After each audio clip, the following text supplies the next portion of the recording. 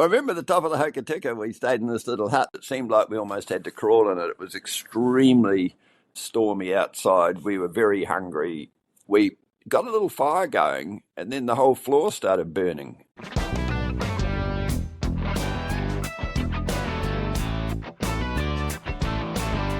Kia ora, and welcome to The Tramping Life, a podcast about hiking in New Zealand, or as we call it here, tramping.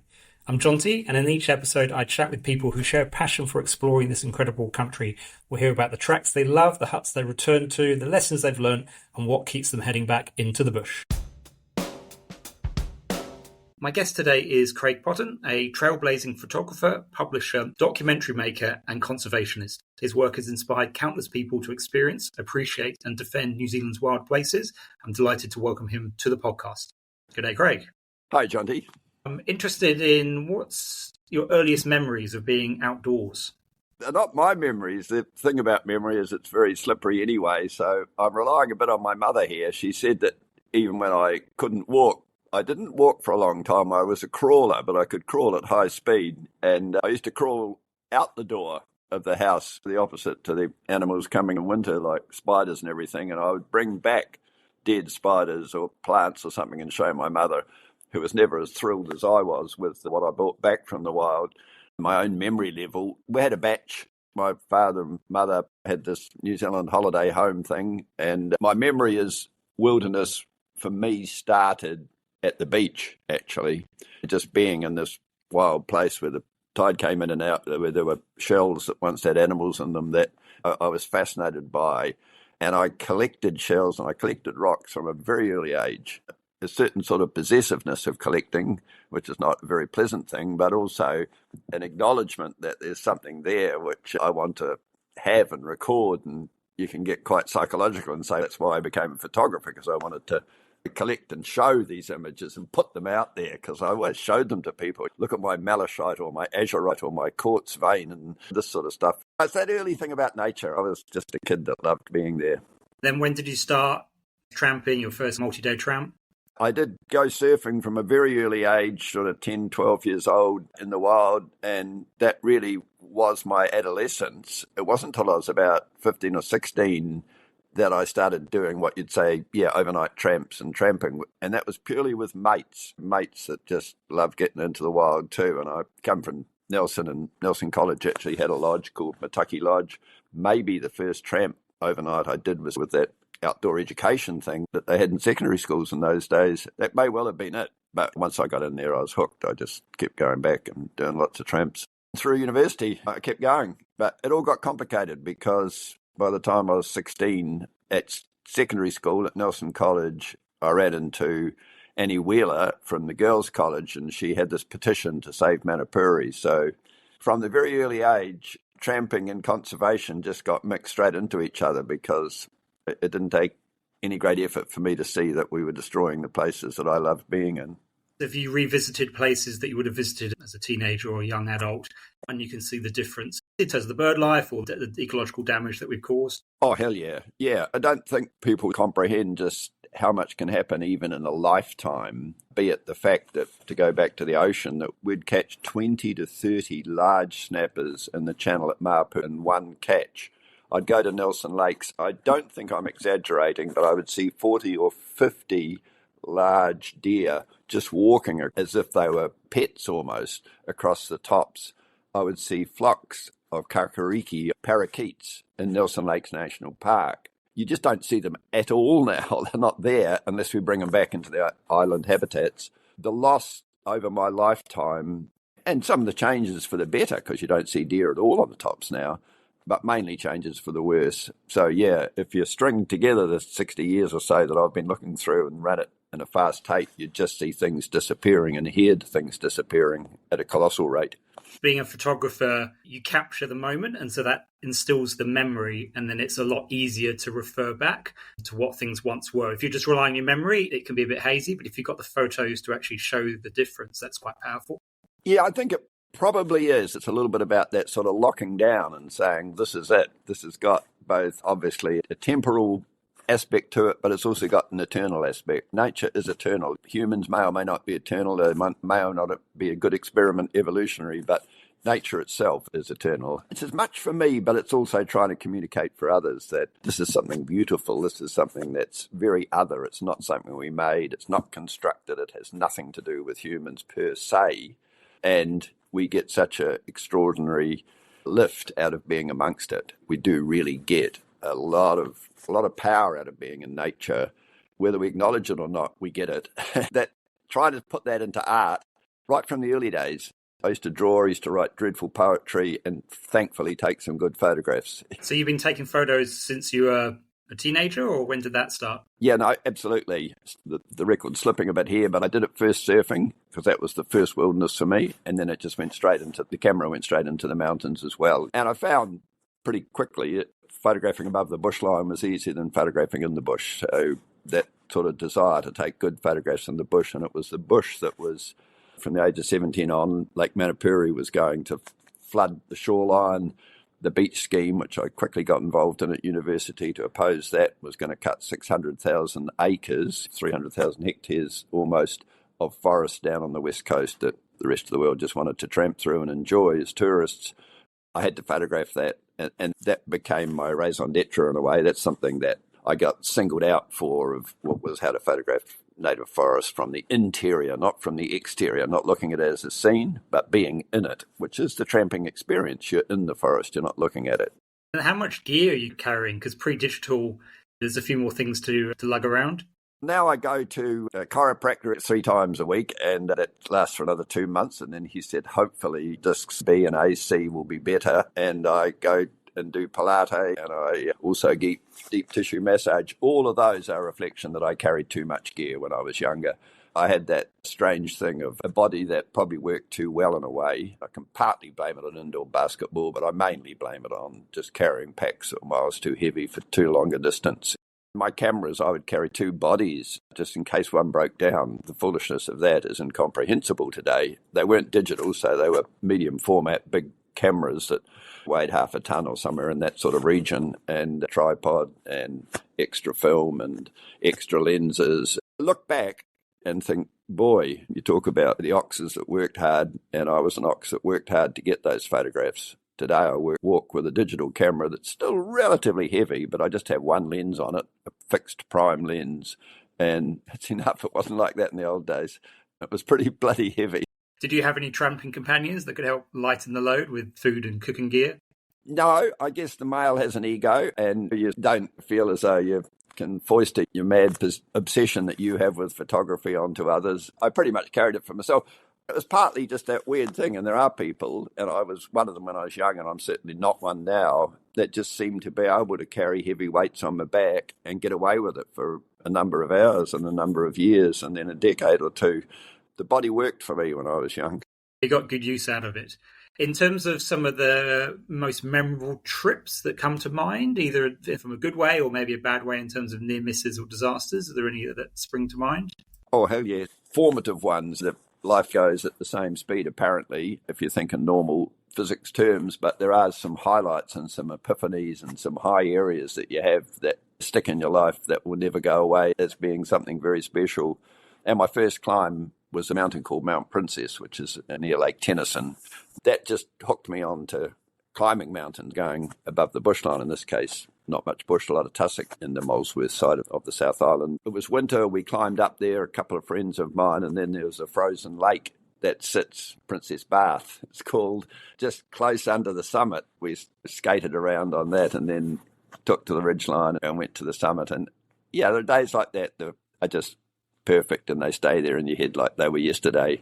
I slept on the top of Mount Cook one night that has that same sort of effect. There are certain images come out of being in the forest, just walking up the Copeland amongst the podocarp trees and just feeling their life and breathing in the oxygen they were providing. I'm quite soppy the way I talk about it because I don't think we do anthropomorphise nature enough. Some people say we do it too much, but I genuinely feel grateful for trees to give me that oxygen. I feel alive when they, thankfully for free, make me feel happy in their living green state. That might be just an epiphany of a period of a time when everything just fell together in a beautiful way in my head, and it was 30 years ago. I guess the last thing I'd mention without making a list too long was we did walk from me and 3 other friends from Milford to Nelson Lakes in a very long traverse tried to stay above the bushline a lot. Storms pushed us this way and that. So it was as much mountaineering as tramping. You probably stayed in quite a few huts. Are there any that stick in your mind for good or bad reasons? I remember the top of the Hokitika, we stayed in this little hut. It seemed like we almost had to crawl in it. It was extremely stormy outside. We were very hungry. We got a little fire going, and then the whole floor started burning. Like the smoke was coming up underneath. We were burning down the house that we were in. It's a song by Midnight Oil, and we were doing it, burning down the house. And it was miserable weather. Things felt dire and strange at the same time, like sitting on the branch and cutting it off, and you're going to fall anyway. So I'd had that image which just stayed with me forever. I just have such a strong, vivid memory of that happening and just the absurdity that we put ourselves in, because in some ways it was an analogy of how we treat nature. It was all wrapped up in this one loony night in this small hut that was at the top of this river that the rain was pouring down, and why were we there? But some wonderful nights in huts for long periods of time, being on the side of Mount Aspiring in Colin Todd Hut in a huge storm where lightning let loose, where thunder just rattled the place, where the static electricity made the whole hut just buzz. And then other huts like in the East Mataki, where no one had been there for a month and probably no one would visit a month after you'd been, and the blue ducks were down in the pond. And yeah, they go on. It's very, very tempting for me to relive my life when I'm talking to you, Jonty. But yeah, there are moments like that. Huts were wonderful. But here's the thing. We actually found on that trip that being under bivvy rocks felt better than being in huts. If we get a decent bivvy rock, Arawata Rock is prime of the bivvy rocks. It could fit a bus in there or that sort of language, and it's dry. There's something about sleeping under a rock for me, and you could say I read too much about early art, because the first art was painting on rock walls in Lissaus and in France and other places, and we came out of rocks, basically. That was all our shelter. That was where we had our physical and spiritual nourishment, was out of rocks. And when you go back into those rocks, it just feels so safe. Huts rattle, and they do have a degree of human construction and fragility about them. But when you're under a big bivvy rock, you could come with a few statements out of the Old Testament about I am the rock, or you could sing a pop song about it, all because rocks are powerful, they're strong, they protect you if you're on the right side of the rock. I've had some great nights under bivvy rocks. I would put them as the highest form of accommodation that can be provided outside of the home you live in. They can't protect you from sandflies, though. That would be the downside. I don't think a hut can either. And huts, one night we were sleeping in a hut near the Three Passes at Arthur's Pass, and I had food that I was using as a pillow with a little bit of cloth over top, and a bloody rat ate half of my breakfast under my head. I was so tired. Wherever you are, there's sandflies, rats, and other such creatures that were sent here to tell us that we weren't the highest creature on the planet all the time. Now, I know you've done some hiking overseas, so things like the sub-Antarctic islands or the dry valleys of Antarctica. Yeah. Presumably there's fewer sandflies, but the wildlife must be quite incredible down there.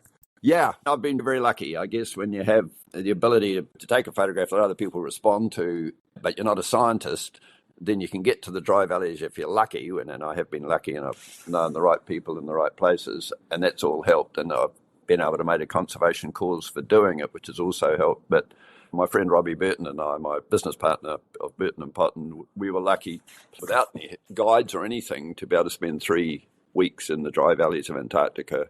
That was beyond extraordinary. That was not otherworldly. It's very much the world, but it was extraordinary to be there and to put up a tent knowing that if the wind hits a certain velocity, your tent is not going to stay upright. And there aren't any bivvy rocks in those valleys. There are rocks.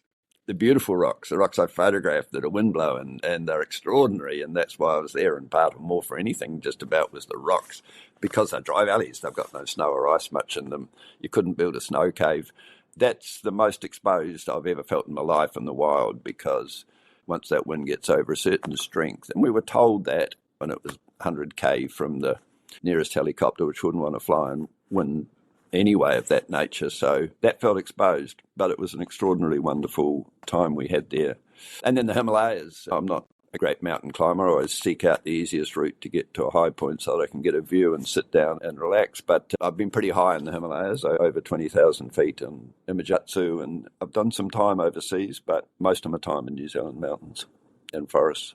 So what have you seen overseas that you think we could learn from here, or things that you've seen overseas that you hope don't come to New Zealand? If you look at Antarctica straight away, what you'd hope won't come to the world is the total effect of global warming, because everything will become the dry valleys. The ice is, for whatever reason, not getting into the dry valleys in big volumes, and you've got these lakes, but nothing else. That's what the whole of Antarctica is going to look like. We just published a book about the glaciers, and all the glaciers of the South Island will be gone within 60 years at the present rate of glacial warming. That is an atrocious figure. That just stops you, me, and the rest of New Zealand in its tracks, and should stop us, and just says that we are irresponsible beyond God's belief in the way that we're treating nature, and that our prime interest in protecting now should be toward stopping that. People talk about climate resilience, but it's not resilience, it's stopping it. Resilience is almost a bad word. We're going to make ourselves resilient. You can't make a glacier resilient. It just goes away if you rise temperature too much. And if we lost all our glaciers of the South Island, what are we giving to, not just to our kids, but what are we doing with the world? You've asked me to talk about tramping, Jonty, but it doesn't take long for me to start talking about conservation. We live in that generation that has to be responsible for it, and we have to stop what we have started. And if we don't, we'll go in the direction which is obvious, and it's unpleasant and horrible for nature and ourselves as a consequence of that. If I look at Himalayas, I get the opposite perspective, perhaps, to talk about in a more positive, it must be a more positive way, and that is people that are happy in the mountains. To be amongst the Sherpas, everyone says, I went to the Himalayas or I went to Nepal and I thought I was going to enjoy the mountains, and I came away just babbling about how wonderful the Sherpas and the mountain people are. So I've been to Mongolia, and I've been to the Himalayas, and I've been to Tibet as well as Nepal and Ladakh, and these wonderful places that have people that live there amongst that landscape. Yes, they definitely have an impact, and it's definitely not always good, but they do live with a certain degree of harmony compared to the way we do. But here's the rub. They're happier than we are. How the hell you measure happiness is that you get up in the morning and just start laughing with these people and enjoying life and getting all smoky around the fire while you're trying to boil some water, etc., which they do much better than I do. And you just feel this great joy. And it's often related to the fact that they are grateful. They make it very obvious that they're grateful. They will actually just get up and say their little prayer, their mantra, their reflection. It just comes to them that they're grateful that they're in the mountains, and that you don't have to know the mountains, or you don't have to know the forest as a god, but you do have to know that it has given you something that you can neither create yourself or brings a happiness that is outside of all your little squabbles and all your sort of mind games that we all play with each other, that is just there in this wonderful way. So the gratitude and the happiness of mountain people, and I'm not the first to note that. It's been noted in many places by many people like Peter Matheson that write better than I do, and photographers that take wonderful photographs. Very creative, very happy, very profoundly grateful people in cultures that to live in high places. Not always the case, but more often than not. And I've certainly loved my time amongst them. So I listened to an excellent interview with you and Kim Hill from a few years ago. You were talking about writing a book, or text and photography book, about your time in the Himalaya. Is that still a work in progress? Yes, it is. And it's a bad joke with all the people that I've done those trips in the mountains with. It's becoming a bad joke with the front cerebral lobes of my head at present too, because I wrote and finished a text quite some time ago. So it's no more or no less than selecting the photographs and feeling happy with the product so that I can actually publish it. I don't want to promise in public on a podcast when that will be published, but it's fair to say that it's 20 years late at present and counting. I know that selecting the photos, as a photographer myself, just obviously amateur, but it can be very hard. I know you published a book where you couldn't just decide between two photos, so you published both of them. So maybe you need to do that with the Himalaya one just to get it finished.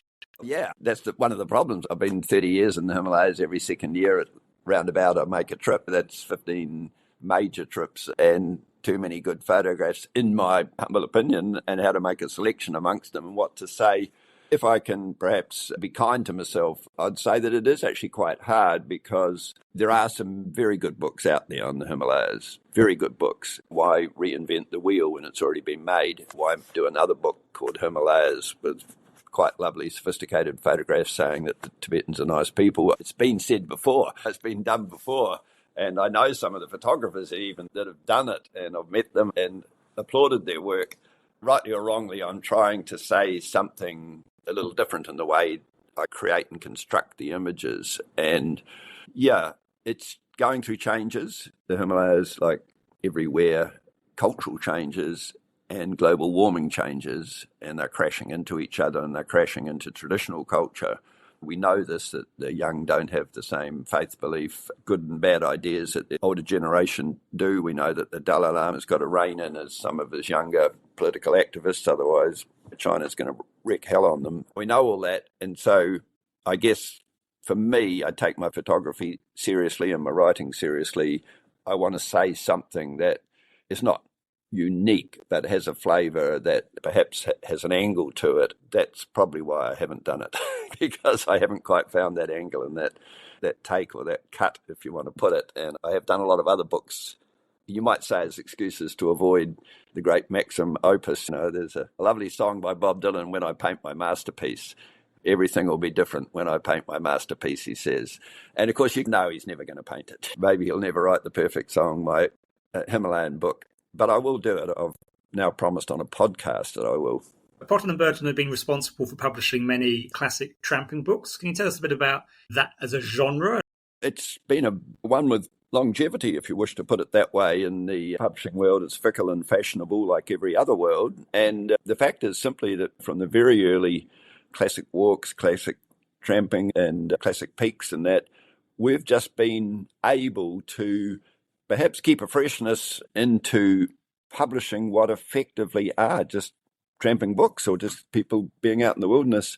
We had that wonderful gentleman, Sean Barnett, of course, who we've lost recently to cancer, and Andy Dennis, who we've lost a little bit before that to cancer. And these guys, they're the ones that really kept us going. Rob Brown with his huts and Jeff Spearpoint, and people that are reflective, that are intelligent, that write well, that have been able to keep our publishing going. My first Classic Walks book, Sean took it over, made it more accurate, some different photographs, and we repackaged it again and again, so to speak, but each time with the freshness. So we owe it, Robbie and I, to those guys for keeping that genre going.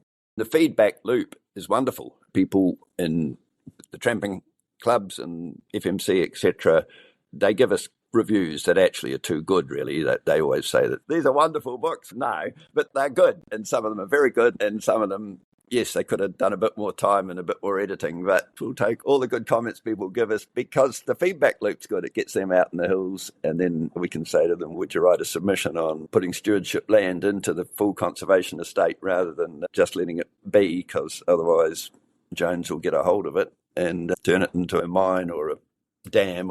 We partly just love that we can continue to do those books and get the response from people.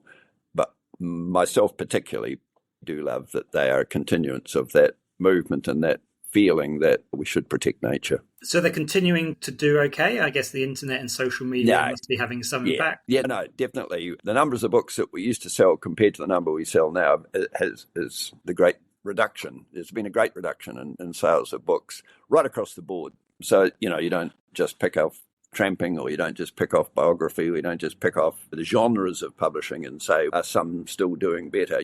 Even cookbooks, my lord, are not selling as well as they used to because people can get the recipe on their phones. Once cookbooks go down the toilet, you know that the whole publishing world's in trouble. We have had to downsize, and there's a sense in which that was hard, very hard, because we had built up to a company that employed 23 people and we're down to 3. That gives you a sense of order of reduction. Publishing of books doesn't have the volume of cash flowing through it that it used to have. It still has a degree, and why we believe in it still, of it's got a lastness about it.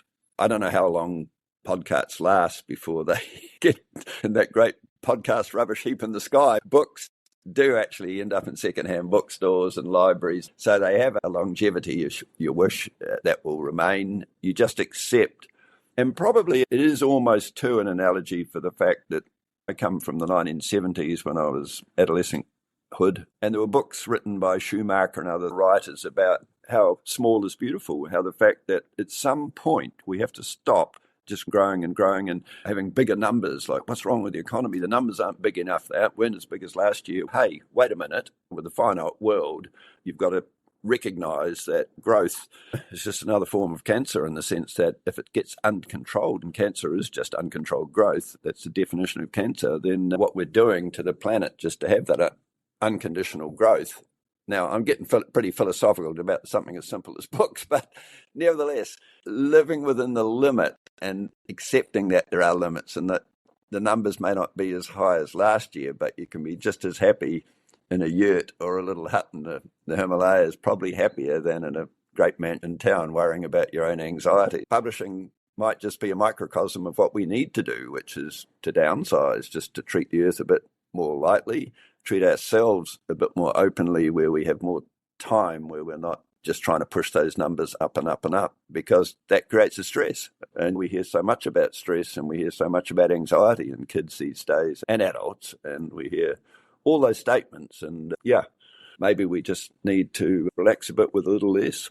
You've had a long involvement with FMC and with Forest and Bird. How have you seen the advocacy movement develop over that time? When we first started, it was in that pre-social media period for a long time. That's how ancient I am. And that means that it's changed quite radically toward the end, if you wish, of my tenure in these games. I'm still very involved in Forest and Bird, but it was hard enough for me to get onto this podcast and push all the right buttons and be an invitee or whatever I was, and type my name and God knows what else just to get into here. So that's changed the way in which you get public opinion energized, but essentially that's remained the same, which is you have to get people energized. You've got to have a core people that have a very good fundamental argument about why they are energizing people, and then get that message through to the political powers that be to make decisions that count. I've seen a huge amount of change in that, and I'll be first person to appreciate the fact that I'm not at present au fait with, I don't feel as close as someone who has been a very politically active person to what I should be doing to make the biggest impact now. When we were young, it was large petitions. We did the largest petition presented to Parliament called the Maria Declaration about the forests. It was letter writing. We got people in every little home and what we called cottage groups all around New Zealand to say, don't cut down Whirinaki forest, it should be left. They went to politicians, we lobbied. Some of that continued and some of it's completely stopped.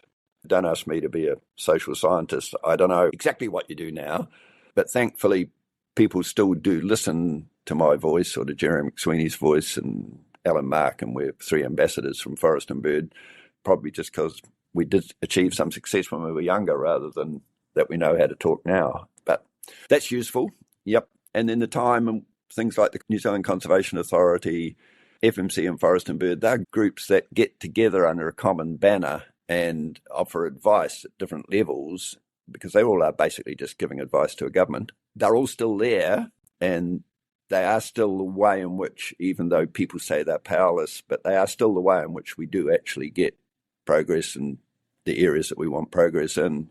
So that hasn't changed. And which of our governments have you seen been the most receptive and least receptive to that advocacy and support? That's been a fascinating one, because we achieved as much conservation outcomes under National as we did under Labour. And that does surprise people. Basically, National, there are people there that care about nature. I can name Dennis Marshall, I can name Ian Shearer, I can name these gentlemanly, and they are old white men. I'll stick up for old white men, being one myself. They just love nature. And it was Shearer that saved Whirinaki. It was Marshall and Nick Smith that helped us make Rakiura National Park. You can name the names, and just as many are National as they are Labour. There are people like Jim Bolger. He loved tramping. He loved being out in the wild. He could understand. I think if you went to Jones, he couldn't understand because he doesn't tramp. Thinking about your tramping bucket list, what new places do you have to explore, or which places would you like to return to? Do you go back to places you love and get more out of them, or do you go to new places because there's always a bright star shining down just beyond the horizon that's got El Dorado, that has the perfect land, the promised land of Colin McCann? And I'm more of a returner. Call me a home person. I'm going home, to quote Leonard Cohen. And that's what I feel. I now spend a long time, and it must remain a secret because I'm a surfer and we don't like other people catching our waves, somewhere on the west coast of the South Island. And the same with tramps. I will walk the same walks, be it as short as the Washburn Reserve and Takaka Valley, or whether it's Nelson Lakes around the edge of the lake. And you'd think you're setting yourself up for repetition and boredom, but not at all. If you just walk that lake walk, which I walked last week, actually, for the 277th time, I'm not counting, but it was as good as the first time I walked it. And it's not call me old-fashioned, it's rather call me someone who has always had a feeling that the spiritual value of being in forest or being in wilderness by the ocean is not increased by going to a new place. It's not decreased by repetition in an old place. It's a graceful situation that happens when it happens. And if you just put yourself in the context of wilderness, and here's the funny thing, if it is wilderness, and I've noticed it with photography, that you do know, in a sense, you don't have to worry where you're going to put your foot because your foot's already been there before. So your mind can be more attuned and more open to whatever else is in that place with you at that time. Now, having said that, I haven't been to Ivory Lake, and there's a hut there that Rob Brown bangs on about. Yeah, they're always going to tell you that, oh, Craig, you went there, you've got to go there. I'll listen to some of that because I don't want to die having done repetition from now on. But I do look and I see a photograph. There's a guy, Ken Wright, who's photographing at present, and he has photos on a thing called Instagram, and he finds this creek with some rocks and some forest behind it. And I think, hell, Ken, it was good. How do I get there? Yeah, I still have it in me. Bit of both, really, but more return rather than new. I was going to ask, obviously there's always photographs to take, but at a certain point you've photographed everything in the bush multiple times, multiple lights, multiple weather conditions. There's still more to come, or you've got a fairly comprehensive collection now? Early on, I started writing native books on national parks, both with Andy Dennis, and then we'd do them individually, and wrote them and took the photographs too, and felt that I wanted a sort of comprehensive knowledge, if you want to put it in that language, something that Les Malloy and Jerry McSweeney have that the rest of us don't have, which is what's up that valley, and they know the name of it, and they know what bloody trees around the corner, and the rest of us just bumble along thinking we're good to tell it one potocarp from another, a totara from a kakatea or whatever. I'm just not going to receive that amount of knowledge in the time. Here's one that I'm working on now. In the Takaka Valley, there are these big totara trees that have remained as sentinels in the middle of paddocks. So they're the ancient ones. They're the ones that were there before we came in and went loony. And then in the Ariri Valley, which is the one that flows towards Collingwood, so across the next range is the Ariri Valley, there are kakatea trees.